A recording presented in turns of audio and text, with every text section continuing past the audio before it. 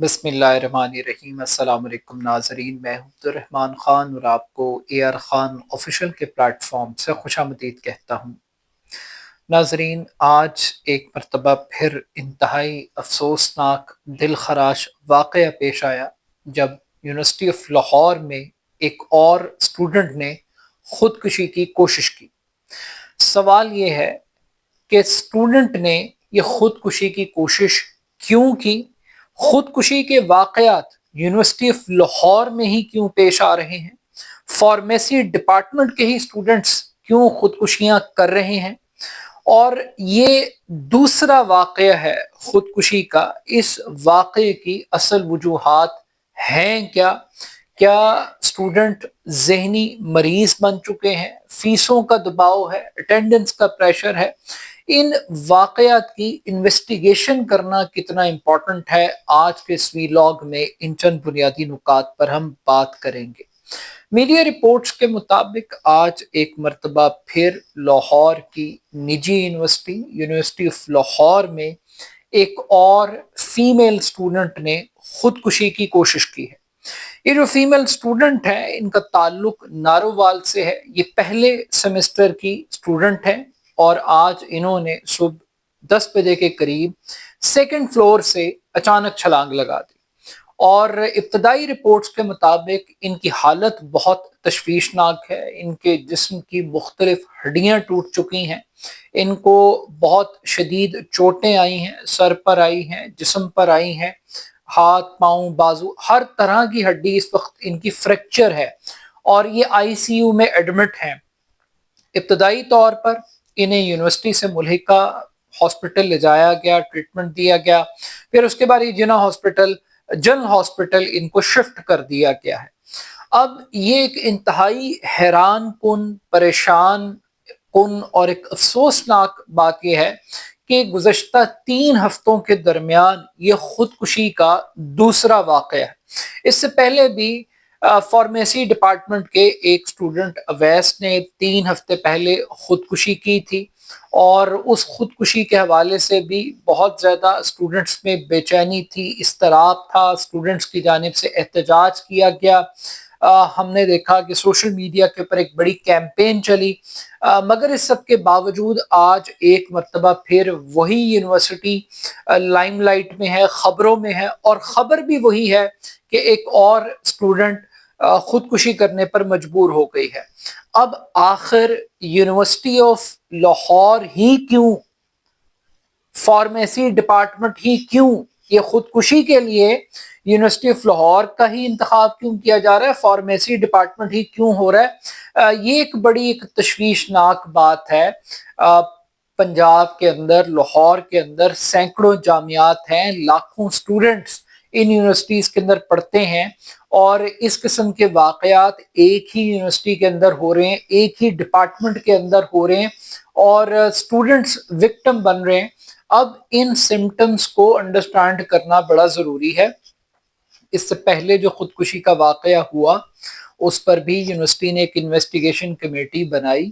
Committee نے اپنی جو فائنڈنگز تھیں اس میں یہ بتایا کہ اٹینڈنس کا کوئی ایشو نہیں تھا، فیس کا کوئی پرابلم نہیں تھا، جو سی جی پی اے تھا وہ بھی 3.19 تھا، تو وہ بھی کوئی اتنا برا سی جی پی اے نہیں تھا، لیکن اس کے باوجود اسٹوڈنٹ نے خودکشی کی۔ اب آج جس طالبہ نے یہ خودکشی کی ہے، یہ پہلے سیمسٹر کی اسٹوڈنٹ ہے، اور اب اس کو مختلف اینگل سے بھی ہمیں انالائز کرنے کی ضرورت ہے۔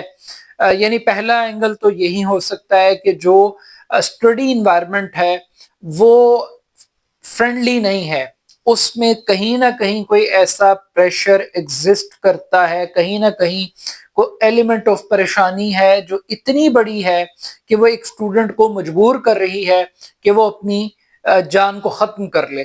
تو یہ پریشر فیس کا ہو سکتا ہے، یہ پریشر اٹینڈنس کا ہو سکتا ہے، اسائنمنٹس کا پریشر ہو سکتا ہے، یہ سلیکشن آف کریئر بھی ہو سکتا ہے۔ یعنی کہ ایک شخص جو فارمیسی کے لیے پیدا ہی نہیں ہوا، وہ فارمیسی ڈپارٹمنٹ میں آ گیا، اور اس کو اپنا کچھ سروائیول دکھائی نہیں دے رہا، اور فیملی پریشر بھی اس کے اوپر ہو سکتا ہے۔ دوسری وجوہات جو سوسائٹی کے اندر ایگزسٹ کرتی ہیں، کوئی گھریلو پریشر ہو سکتا ہے، کوئی ایسا بریک اپ ہو سکتا ہے، کوئی ایسی چیز نکل کر بھی آ سکتی ہے سامنے جو اس خودکشی کا باعث بن سکتی ہے۔ مگر ایک افسوس کی بات یہ ہے کہ یہ دوسرا خودکشی کا واقعہ ہے پچھلے 18 دنوں کے درمیان، اور اس واقعے پر بھی حکومت خاموش ہے، ایچ ای سی خاموش ہے، سول سوسائٹی کی طرف سے شور آ رہا ہے، سوشل میڈیا پہ کچھ نہ کچھ بحث چل رہی ہے، مگر جو رول ہے گورنمنٹ کا کہ وہ ریگولیٹ کرے، وہ انویسٹیگیٹ کرے، وہ اس پورے واقعے کو منطقی انجام تک پہنچائے اور اس بات کی تحقیقات کرے کہ آخر ایک ہی یونیورسٹی کے اندر یہ واقعات کیوں پیش آ رہے ہیں، ایک ہی ڈپارٹمنٹ کے اندر ان انسیڈنٹس کا ریپیٹڈلی ہونا یہ افسوسناک ہے۔ اب یونیورسٹی کی جانب سے پریکاشنری میئرز کیا لیے گئے؟ سب سے پہلے تو یونیورسٹی نے کہا کہ جناب آج سے تعلیمی سرگرمیاں مکمل طور پہ بند، معطل، اب جو کلاسز ہوں گی وہ آن لائن ہوں گی۔ اور دوسرا انہوں نے کہا کہ جناب جو بلڈنگ ہے اس کو سیف اور سیکیور کرنے کے لیے وہاں پہ فینسنگ کر دی جائے، وہاں لوگوں کو اپوائنٹ کر دیا جائے کہ تاکہ کوئی کل کو کوئی اور خودکشی کا واقعہ، کوئی چھت سے چھلانگ لگانے کا واقعہ نہ کرے۔ یعنی اندازہ لگائیں کہ کیا لوگ کھڑے کر دینے سے، کیا جنگلہ لگا دینے سے یہ ان چیزوں کو روکا جا سکتا ہے؟ میرا نہیں خیال کہ یہ چیزیں اس طریقے سے رک سکتی ہیں۔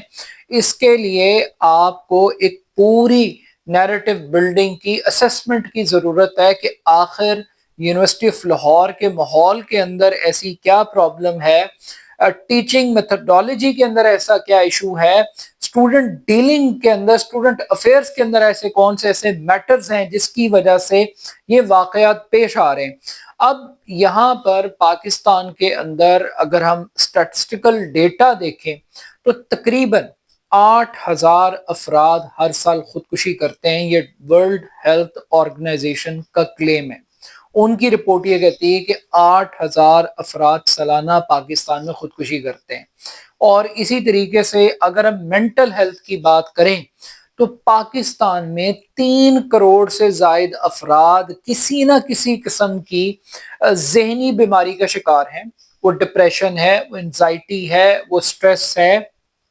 تو یہ سارے کے سارے وہ ایلیمنٹس ہیں جو آپ کو لے کے جاتے ہیں سوسائڈ اٹیمپٹس کی طرف۔ ابھی ہم امید کرتے ہیں، ہوپ کرتے ہیں کہ یہ جو واقعہ ہوا ہے کہ اسٹوڈنٹ سروائیو کر جائے، اس کی جان بچ جائے۔ اب کچھ کہانیاں اس طرح کی بھی جوڑنے کی کوشش کی گئی کہ بھئی کوئی لو سٹوری تھی اور کوئی رومانس تھا اور اس کے اندر شاید ناکامی ہوئی، اور اس ناکامی میں اس قسم کا ایک انتہائی قدم اٹھایا گیا۔ کچھ لوگ محض اس کو ایک اتفاق سمجھتے ہیں کہ یونیورسٹی آف لاہور کے اندر یہ دوسرا واقعہ ہو رہا ہے، فارمیسی ڈپارٹمنٹ کا ہی یہ دوسرا ایپیسوڈ ہے، تو یہ محض ایک اتفاق کی بات ہے۔ تو یہ جو اتفاق ہے اس کو اتفاق سمجھ کے اگنور کر دینا یہ بھی ایک کرمنل نیگلیجنس ہو سکتی ہے۔ اسٹوڈنٹ کاؤنسلنگ ایک بہت بڑا سبجیکٹ ہے، اس کے اوپر بھی غور کرنے کی ضرورت ہے تاکہ مزید جانوں کو بچایا جا سکے۔ اب یہاں پر یہ بات بڑی انڈرسٹینڈ کرنے کی ہے کہ جو یونیورسٹیز ہیں یہ ایک طرح کی دکانداری بن گئی ہے، پیسے کمانے کا ایک سورس آف بزنس بن گیا ہے، اور یونیورسٹی کو بہانے چاہیے پیسے کمانے کے لیے، چاہے وہ اٹینڈنس کے نام پر ہوں۔ جب اسٹوڈنٹس کو کہا جاتا ہے کہ آپ کو سیمسٹر کو ریپیٹ کرنا پڑے گا تو ان کے لیے اور ان کے پیرنٹس کے لیے جو سب سے بڑی پریشانی ہوتی ہے وہ فیس ہوتی ہے کہ ان کو دوبارہ سے فیس دینی پڑے گی۔